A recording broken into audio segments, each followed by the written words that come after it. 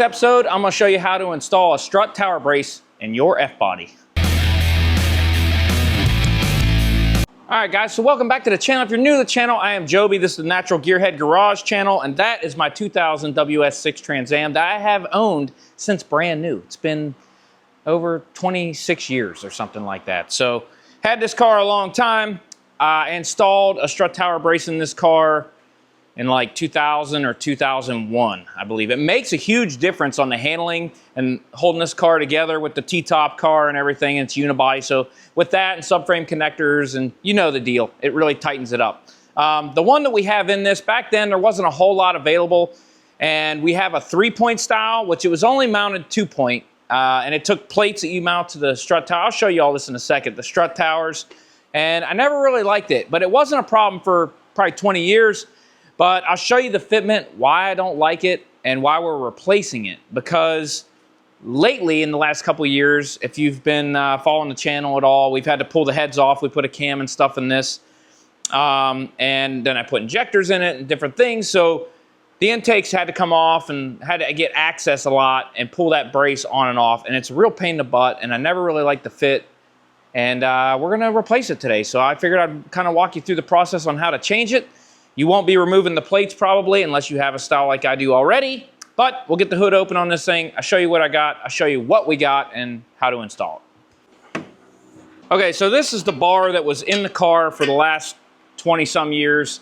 I'm not even sure the brand, I really don't remember. It's been a minute since we installed this, but you can see it mounts to the brace here, or the strut tower and the strut tower here, but in the middle, it was supposed to bolt to the firewall up there, which we never did because accessing these bolts would be a real pain in the butt, and it's really not needed. But let me show you why I don't care for this bar in particular and the fitment and what we're going to. Let me show you what we got over here. I'm going to kind of drop this into place just so you can see, in case you're thinking about this style of bar, some of the issues you may run into. Usually you need a soft face mallet and a pry bar to get this thing into place, but let me bring you down here and show you already the fitment issues that I'm having with this thing. All right, so you can see how now mine's an automatic. If yours was a manual, probably wouldn't have this issue. How this has to snake up between here. Well, this, you can see from years, it's kind of rusted a little bit. It's just wedged. It wedges and it's a little bit out of round right here, which I'm gonna have to fix that because this is hard to get in and out now. Because it'll sit on this bar and it's kind of wedged between the two bars. That's how that fits. Don't like that, never liked it, but is what it is. Also, if you wanted to mount that third mount, you can see how difficult that would be to try to get to those bolts up under there, and you'd have to bolt to your firewall there, your cowl. Also on this side, this isn't in all the way, but once it goes down, and you can see how close that is already to this sensor for your AC. This basically sits right on top of these wires, and don't like that. So, I mean, the wires are still good after all these years. Puts a lot of pressure though on this sensor and the wires, so never cared for that. But you can see it has this plate, which I actually do like the idea of this whole thing, where the plate goes on, it really disperses all the pressure, and that you can take this bar off without having to remove these bolts. But I think that the gain we're going to get from this other style bar is going to be much better than all this fitment issues that I do not care for. On this side, we got fitment issues also. So, and again, it's not in all the way because I didn't feel like prying on it and pounding it in here, but you can see in here, let me get you in here close, try to anyway. So there's your, it's hard to get you in there. So there's your master cylinder right here, and this is the bracket. So when this bolt would go through here, you'll see it kick out the other side. You can see it's almost touching that master cylinder right there. And to get the nut on, obviously it doesn't fit there, so you gotta like pull this out, get some needle nose, hold the nut there, start this in and wind it in so that this bolt can come through, because you can't fit a nut between there and that bolt. So this fitment, terrible also. Taking this bracket off, I'm not sure how hard it's going to be to get these brackets off, but we've got a T50 Torx bit here for a bolt. These are 15 millimeter nuts, so we'll need a deep well 15 millimeter for those, deep well 15 millimeter for these, and then on this side of things, You've got a bolt here, or a bolt here and a bolt here, and these are 13 millimeter. But you wouldn't be taking these off if you don't have a setup like this already, because yours would just be the bolts on there, no big deal. So let me get these plates off and this brace out of the way. I'll show you our new one, and we'll get ready to install that one. Yeah, come on. There we go, got it out. I removed these bolts. I like to crack them loose first with a ratchet because they're probably gonna be pretty tight. And then I'll run them out just with a small little impact gun here. So I'll crack all these loose. And like I said, this T50 back here, you probably won't have to do because our new bar is only going to utilize these front bolts here, and it's just going to go straight across. It's not going to go to the firewall or anything. So should be kind of a clean look and hopefully doesn't interfere with anything, but we'll see when we do it.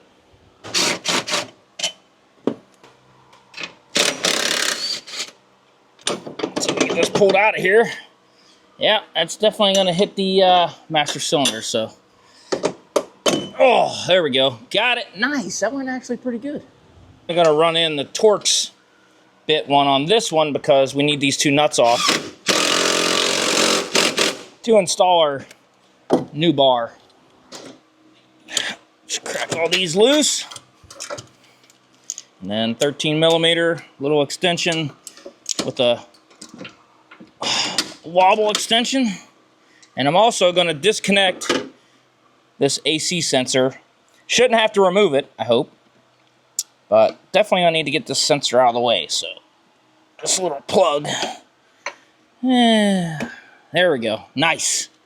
Bolts coming out, bay 3.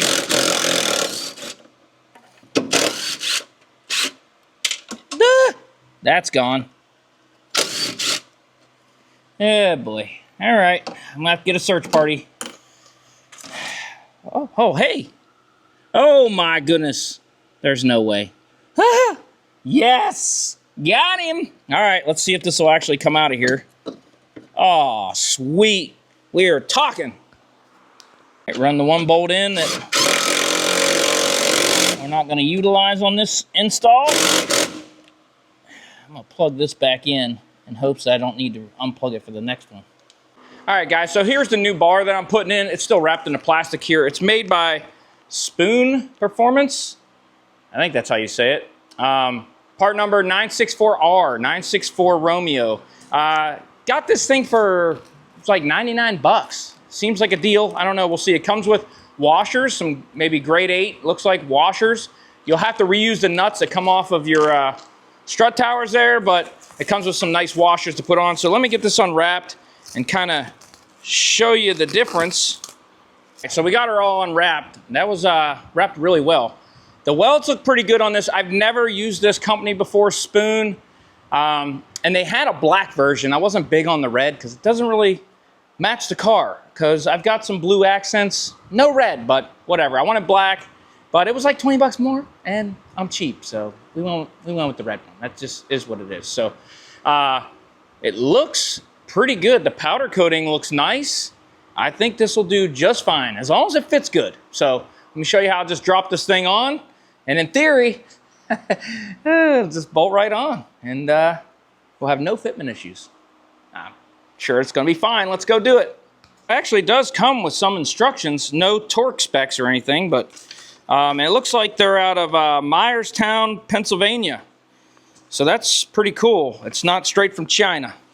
But yeah, I mean, the company seems pretty solid. Myerstown, PA, Lincoln Avenue. Look at that. Started in 1999, so yeah, they were fresh to the business whenever I bought this car. I bought this in December of '99, so yep, I like that. So we're just gonna start this side first. Make sure it's kind of clean under there, and hopefully it'll just drop, and it does drop right into place. Look at that. Wow, that actually fit really well. Drop these washers on real quick, and again, you got to reuse your hardware, and you've got a little bit of play here where you can slide this back and forth to kind of get her dialed exactly where you want it. I'll probably just try to center it up. Let's go to the other side and see what that's looking like. All right, so the fitment over here looks really good also. It's not interfering with anything. My brake lines, will drop these washers on. And I'll probably look up some torque specs for this just because I'm weird. But anyway, the fitment looks good. And again, yeah, we've got plenty of, if we need to slide it back and forth, I'll probably, like I said, just center it up like that. And that's looking really good. We got clearance here. These covers, if you've got a Trans Am or whatever, you probably don't have these Corvette covers. A buddy of mine gave me these 20-some years ago. I hand painted them in my mom's living room, silver. And we got clearance with our cables. The only thing I see is it's just barely touching that dipstick, but that's not really that big of a deal. We'll probably just tweak that back a little bit, but it's barely touching. It's easy to still use it, but let me go ahead and look up the torque specs, and we'll torque this thing down and get her in place. All right, so I'm using the deep well here. It says 32 foot-pounds is what I found for the nuts, and then so that's 32. And then the bolt that I had to loosen up, which you probably don't have to, is 37, so I'll hit that also. I'm going to use a universal and an extension to hit this back one because this bar is kind of in the way. You can't really use the deep well in that application. Most people probably aren't going to torque these, but since I'm weird, I'm going to torque them. So let me go ahead and torque these down and get right back to you.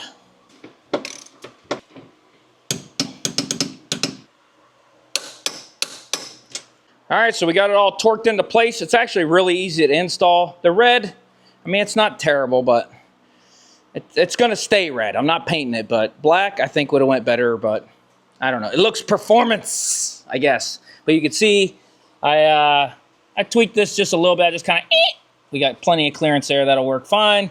Obviously, lots of clearance on our AC sensor. Torqued down the bolts that I took out. These are all torqued. That all looks good, and with the brake lines, plenty of clearance. And before we were touching this, now we're not even close. So I like that. Let me show you this other bar, the wear on it. All right, so you can actually see the wear on this bar from where that transmission dipstick was hitting. I'm not sure what was hitting here. I didn't really, I don't know. Didn't really see anything hitting there, but maybe early on its life, looks like it was rubbing on something right here also. That's got quite a bit of wear, so out with the old, in with the new. Way cleaner install, way easier to remove, and get in and out, and it's not chafing on anything anymore, so I'm much happier with that. So that closes the lid on this project, I guess? Yeah, so there you go. That is how you install a strut tower bar on your F-body, or my F-body in this case, but you can use it for reference or whatever.